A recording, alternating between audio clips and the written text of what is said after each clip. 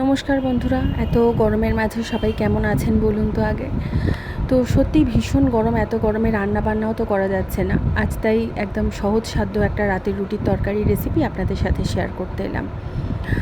তো আলু, পেঁয়াজ, টমেটো সব কিছু বেশ লম্বা লম্বা করে কেটে নিয়েছি। তারপর গ্যাসের মধ্যে আমি তো এখানে একটা স্টিলের ডেচকি বসিয়ে দিয়েছিলাম। তো এখানে সিলভারের বাটি হোক, কড়া হোক, যা হোক কিছু দিয়ে দেবেন। সামান্য একটু তেল, তার মধ্যে একটু কালো জিরে ফোড়ন দিয়েছি।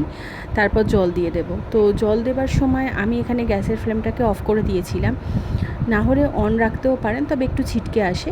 তারপর যাই হোক গ্যাসের ফ্লেমটাকে অন করে দিয়েছিলাম আবার। আর তারপর আলু, পেঁয়াজ, টমেটো যা যা ছিল সেগুলো সব দিয়ে দিয়েছি। দিয়ে এরপর এতে সামান্য একটু নুন দিয়ে দেবো, মানে যতটা নুন লাগে আর কি নুন দিয়ে দেবো, সামান্য একটু হলুদ দিয়ে দেবো। আর তারপর এখানে আমি লঙ্কা গুঁড়োর ব্যবহার করেছি, কিন্তু এখানে চাইলে কাঁচা লঙ্কার ব্যবহারও করা যেতে পারে। তো আর কিছুই নয়, সব কিছুটা ভালো করে মিশিয়ে নিয়ে তরকারিটাকে ফুটতে দিতে হবে।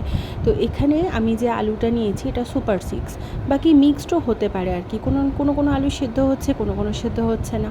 তাই একটু ফ্লেমটা কমিয়ে হালকা একটা চাপা দিয়েছিলাম মিনিট 10-এর জন্য।